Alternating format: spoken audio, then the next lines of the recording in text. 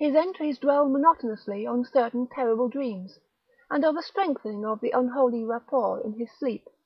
There is mention of a night when he awakened to find himself fully dressed, outdoors, and headed automatically down College Hill towards the west. Again and again he dwells on the fact that the thing in the steeple knows where to find him. The week following the 30th of July is recalled as the time of Blake's partial breakdown. He did not dress, and ordered all his food by telephone. Visitors remarked the cords he kept near his bed, and he said that sleepwalking had forced him to bind his ankles every night, with knots which would probably hold or else waken him with the labour of untying. In his diary he told of the hideous experience which had brought the collapse. After retiring on the night of the 30th, he had suddenly found himself groping about in an almost black space. All he could see were short, faint, horizontal streaks of bluish light, but he could smell an overpowering fetor, and hear a curious jumble of soft, furtive sounds above him. Whenever he moved he stumbled over something, and at each noise there would come a sort of answering sound from above, a vague stirring, mixed with the cautious sliding of wood on wood. Once his groping hands encountered a pillar of stone with a vacant top, whilst later he found himself clutching the rungs of a ladder built into the wall, and fumbling his uncertain way upwards towards some region of intenser stench where a hot, searing blast beat down against him. Before his eyes a kaleidoscopic range of phantasmal images played, all of them dissolving at intervals into the picture of a vast, unplumbed abyss of night, wherein whirled suns and worlds of an even profounder blackness. He thought of the ancient legends of ultimate chaos, at whose centre sprawls the blind idiot god Azathoth, lord of all things, encircled by his flopping horde of mindless and amorphous dancers, and lulled by the thin monotonous piping of a demoniac flute held in nameless paws. Then a sharp report from the outer world broke through his stupor and roused him to the unutterable horror of his position. What it was he never knew. Perhaps it was some belated peal from the fireworks heard all summer on Federal Hill as the dwellers hail their various patron saints, or the saints of their native villages in Italy. In any event, he shrieked aloud, dropped frantically from the ladder, and stumbled blindly across the obstructed floor of the almost lightless chamber that encompassed him. He knew instantly where he was, and plunged recklessly down the narrow spiral staircase, tripping and bruising himself at every turn. There was a nightmare flight through a vast cobwebbed nave whose ghostly arches reached up to realms of leering shadow, a sightless scramble through a littered basement, a climb to regions of air and street lights outside, and a mad racing down a spectral hill of gibbering gables, across a grim silent city of tall black towers, and up the steep eastward precipice to his own ancient door. On regaining consciousness in the morning, he found himself lying on his study floor fully dressed. Dirt and cobwebs covered him, and every inch of his body seemed sore and bruised. When he faced the mirror, he saw that his hair was badly scorched, while a trace of strange evil odour seemed to cling to his outer clothing. It was then that his nerves broke down. Thereafter, lounging exhaustedly about in a dressing-gown, he did little but stare from his west window, shiver at the threat of thunder, and make wild entries in his diary. The great storm broke just before midnight on 8th of August. Lightning struck repeatedly in all parts of the city, and 2 remarkable fireballs were reported. The rain was torrential, while a constant fusillade of thunder brought sleeplessness to thousands.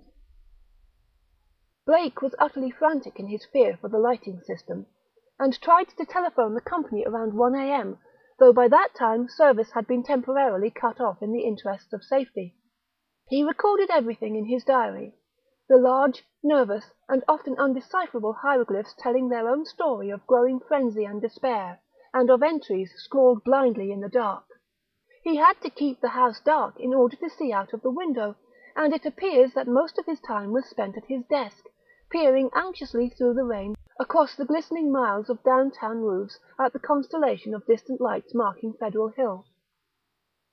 Now and then he would fumblingly make an entry in his diary, so that detached phrases such as "the lights must not go," "it knows where I am," "I must destroy it," and "it is calling to me, but perhaps it means no injury this time, are found scattered down 2 of the pages. Then the lights went out all over the city. It happened at 2:12 a.m. according to Powerhouse records. But Blake's diary gives no indication of the time. The entry is merely, "Lights out, God help me." On Federal Hill there were watchers as anxious as he, and rain-soaked knots of men paraded the square and alleys around the evil church with umbrella-shaded candles, electric flashlights, oil lanterns, crucifixes, and obscure charms of the many sorts common to southern Italy. They blessed each flash of lightning, and made cryptical signs of fear with their right hands when a turn in the storm caused the flashes to lessen and finally to cease altogether. A rising wind blew out most of the candles, so the scene grew threatening dark. Someone roused Father Miluzzo of Spirito Santo Church, and he hastened to the dismal square to pronounce whatever helpful syllables he could. Of the restless and curious sounds in the blackened tower, there could be no doubt whatever. For what happened at 2:35 we have the testimony of the priest, a young, intelligent, and well-educated person, of Patrolman William J. Monaghan of the Central Station, an officer of the highest reliability who had paused at that part of his beat to inspect the crowd, and of most of the 78 men who had gathered around the church's high bank wall, especially those in the square where the eastward façade was visible. Of course, there was nothing which can be proved as being outside the order of nature. The possible causes of such an event are many. No one can speak with certainty of the obscure chemical processes arising in a vast, ancient, ill-aired and long-deserted building of heterogeneous contents. Mephitic vapours, spontaneous combustion, pressure of gases born of long decay, any one of the numberless phenomena might be responsible. And then, of course, the factor of conscious charlatanry can by no means be excluded. The thing was really quite simple in itself, and covered less than 3 minutes of actual time. Father Miluzzo, always a precise man, looked at his watch repeatedly. It started with a definite swelling of the dull fumbling sounds inside the black tower. There had for some time been a vague exhalation of strange evil odours from the church, and this had now become emphatic and offensive. Then at last there was a sound of splintering wood, and a large heavy object crashed down in the yard beneath the frowning easterly façade. The tower was invisible now that the candles would not burn, but as the object neared the ground the people knew that it was the smoke-grimed louver boarding of that tower's east window. Immediately afterwards, an utterly unbearable fetor welled forth from the unseen heights, choking and sickening the trembling watchers, and almost prostrating those in the square. At the same time, the air trembled with a vibration as of flapping wings, and a sudden east-blowing wind more violent than any previous blast snatched off the hats and wrenched the dripping umbrellas from the crowd. Nothing definite could be seen in the candleless night, though some upward-looking spectators thought they glimpsed a great spreading blur of denser blackness against the inky sky, something like a formless cloud of smoke that shot with meteor-like speed towards the east. The watchers were half numbed with fright, awe, and discomfort, and scarcely knew what to do, or whether to do anything at all.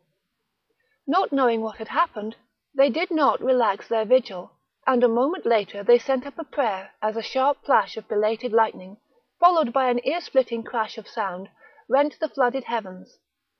Half an hour later the rain stopped, and in 15 minutes more the street-lights sprang on again, sending the weary, bedraggled watchers relievedly back to their homes.